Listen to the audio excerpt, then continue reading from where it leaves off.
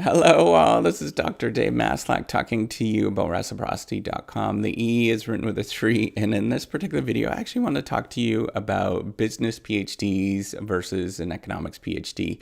And really what this is all about is trying to answer, what are some of these differences between doing a PhD in business administration versus doing a PhD in economics.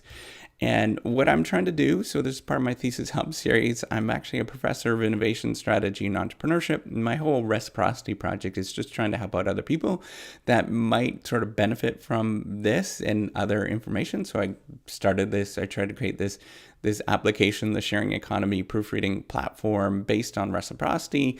And part of it is me just actually trying to give out as much information that I didn't have when I actually started my business PhD.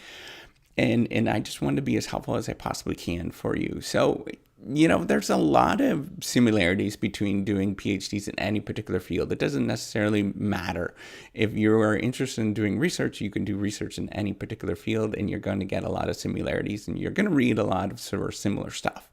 But there are some really dramatic differences between a business PhD and an economics PhD in terms of the focus, style, and outcomes that you're going to get.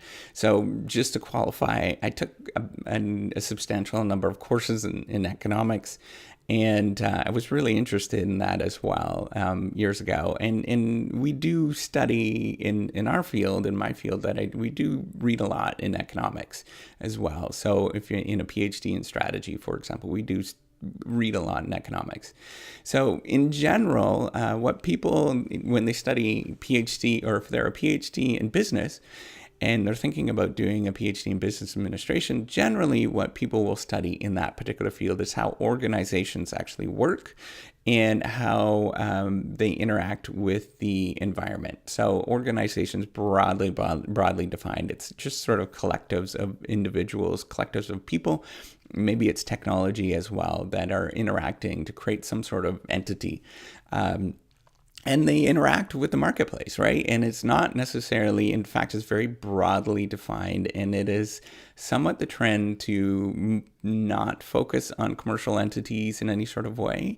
So thinking about organizations very, very broadly, maybe it's churches, maybe it is thinking about, I don't know, maybe it is thinking about things like Wikipedia, for example, or, thinking about very broadly defining things in terms of organizations. And we're interested in how they interact with the environment as well. And that might be through a marketplace, right? So that's thinking about finance. It could be thinking about how people in organizations make decisions. It's kind of closer to what I do. And maybe it might be thinking about the particular markets that you are, or that sort of facilitate trade amongst organizations and people.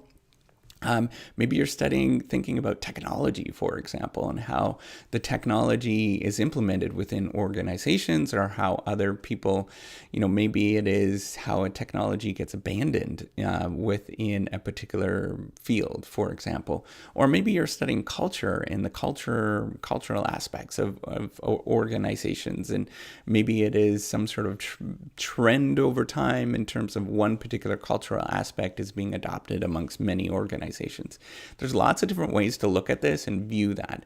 In economics, it is a lot different in terms of the focus that they actually have. So a lot of it is really focusing on how to actually improve decision making and make decisions, and sort of thinking about a particular optimal decision, however that might be defined. Maybe it is at the macro level, you're thinking about sort of government policy, this is macroeconomics, or you're thinking about things at the micro level, you're thinking about how people make decisions within organizations, right? Or there definitely is a little bit of overlap there, but you're really focused on trying to come up with some optimal answer often, in terms of, what is the best alternative that somebody can actually choose. And part of the reason is that, it is a little bit more like a science than an art. And there are some people that actually do this kind of stuff. And if you do a PhD in business, there definitely are people that are doing stuff and using the sort of techniques that you would use and are trained in economics, for example, and you use it in business, in a business field. But it's not sort of across the board. There's a lot of people that do a business PhD that would absolutely refute a lot of the stuff that you would sort of think about in economics. And a lot of fields, in a lot of sort of our theories that we use, and we do borrow a lot within, if you do a business PhD, we borrow from all over the place. So we borrow because we're trying to solve a particular phenomenon more than have a particular theory. So we have, we'll borrow from sociology, psychology, we'll borrow from economics, and we'll try to mash these together to explain something that is happening within the business environment or the organization environment, right? So in general, we're really focused on organizations. You can focus on, if you do a business or if you do an economics PhD, you can focus on organizations as well.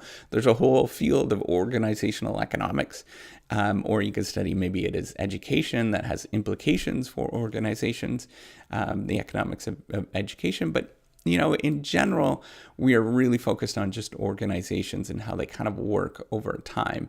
Now, they do have, because that there is, in economics, they have this sort of fundamental assumption that there is, maybe it is a best alternative out there that you can choose, or multiple best alternatives that you can choose, that there tends to be assumptions very distinctive assumptions that they tend to make, compared to if you're coming from a different field, right? So if you're coming from an anthropology field and you're studying the anthropology of organizations, which there's people that do that kind of stuff, they're going to have a fundamentally different perspective, right, than what you do in economics. So you might not assume things like competition, for example, which is kind of an artifact. It's kind of a made-up thing that there is competition out there, or that there is supply and demand, and that in itself, people think that there is a sort of supply and demand for stuff.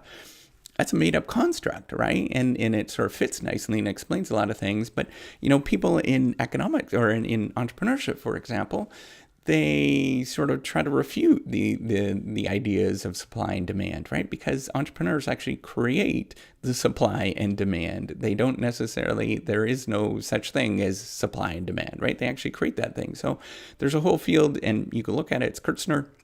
It's called Austrian economics, believe it or not. And they sort of try to refute all of the sort of classic assumptions that economists tend to make within that particular field. And as well within, my field, they're in behavioral economics or behavioral sort of decision making, and that sort of, there's roots, or there's people doing this, and it's called behavioral economics. There's a lot of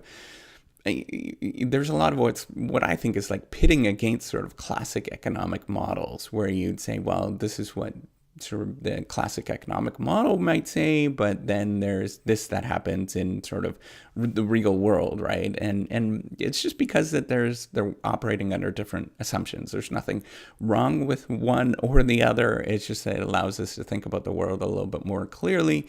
And that's the one good, amazing thing that within, the knowledge that is created in economics, it's really straightforward in terms of the assumptions that they have, and it makes you sort of think about things in a very clear way, and allows us to sort of clarify things a little bit more, just like in physics, right? It allows you, the equations that you get in physics are not necessarily perfect, but allows you to think about the world in a much more sort of rational or straightforward way. Now, in terms of the methodologies, if you do a business PhD, methodologies are really open. They're very, very open to what you can actually choose to do in terms of the methodology of study that you're going to sort of pursue.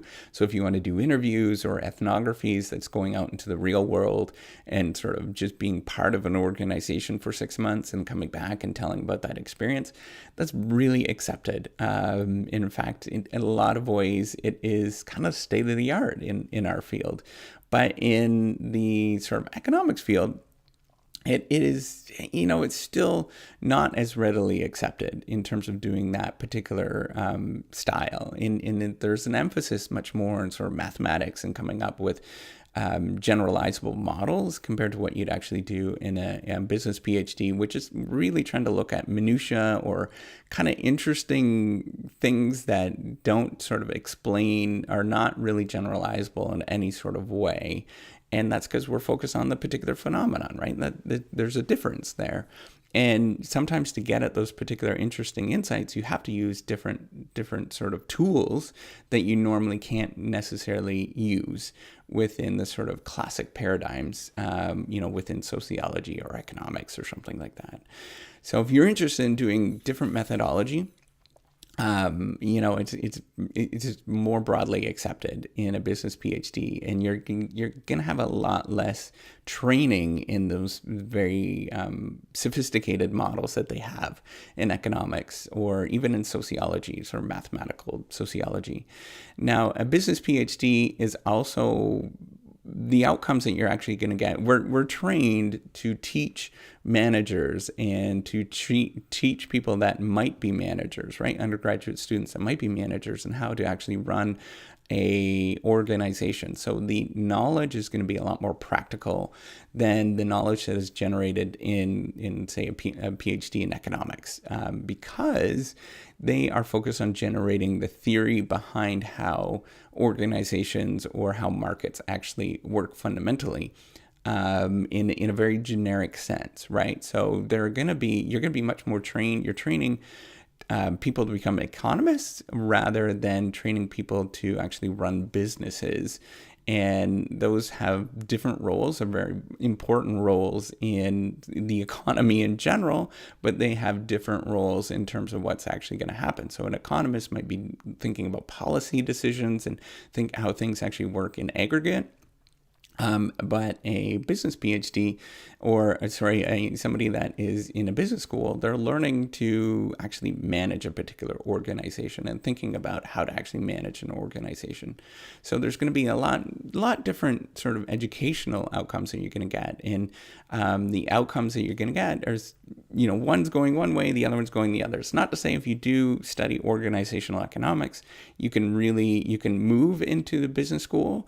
That is acceptable. And a lot of business schools have organizational economics kind of fields in a business school that you can sort of, if you have research that's relevant, you can move into that. But it is a little bit trickier than versus just going in and becoming a business PhD right off the get-go. So those are some differences. There's a lot more. If you're interested, you can watch some of my older videos. Give me a thumbs up if you like this video, as well as to subscribe to the YouTube channel. All right, take care. Bye.